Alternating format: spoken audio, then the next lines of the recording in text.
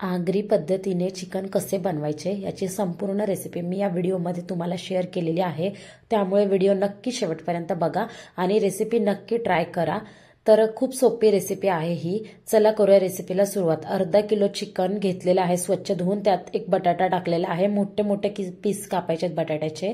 त्यानंतर एका पातेल्यामध्ये 3 पळी तेल टाकलेलं आहे। 2 बारीक चिरलेले कांदे टाकायचे आहेत आणि एक बारीक चिरलेला टोमॅटो, लसूणच्या पाकळ्या 4 ते 5 ठेचून टाकायच्या आहेत आणि सर्व एकत्र टाकून व्यवस्थित आता हे फ्राय करून घ्यायचं आहे। स्लो गॅसवर आपल्याला 3 ते 4 मिनिटं हे व्यवस्थित परतून घ्यायचं आहे, जेणेकरून ते एकदम असं तेलामध्ये थोडंसं नरम नरम होईल। अशा प्रकारे छान असं परतून घ्यायचं आहे। हा मसाला ऑलरेडी बनवून ठेवलेला होता, तर कांदा, खोबरं आणि कोथिंबीर आणि आलं याचा हा मसाला बनवून ठेवला होता, तो सुद्धा थोडासा घालायचा आहे। त्याआधी मसाले घालायचे, तिथे आगरी पद्धतीचा लाल मसाला घातलेला आहे तर्रीसाठी।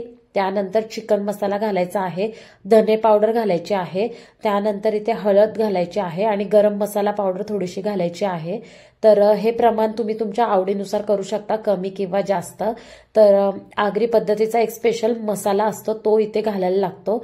तर इथे मी वाटलेलं आता वाटण टाकणार आहे। तर ते 3 चमचे वाटण छोट्या चमच्याने आपल्याला टाकायचं आहे आणि परत एकदा हे वाटण व्यवस्थित परतून घ्यायचं आहे। ह्या कांदा, टोमॅटो सर्व मसाले ह्या वाटणाला व्यवस्थित लागले पाहिजे।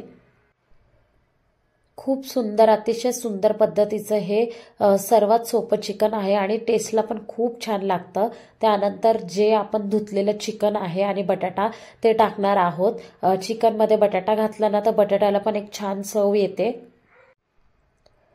आणि सर्व चिकन आणि बटाटा व्यवस्थित परतून घ्यायचा आहे आणि लगेचच ह्याच्यामध्ये पाणी नाही ऍड करायचं, नाहीतर चिकन एकदम असं नरम नरम होतं।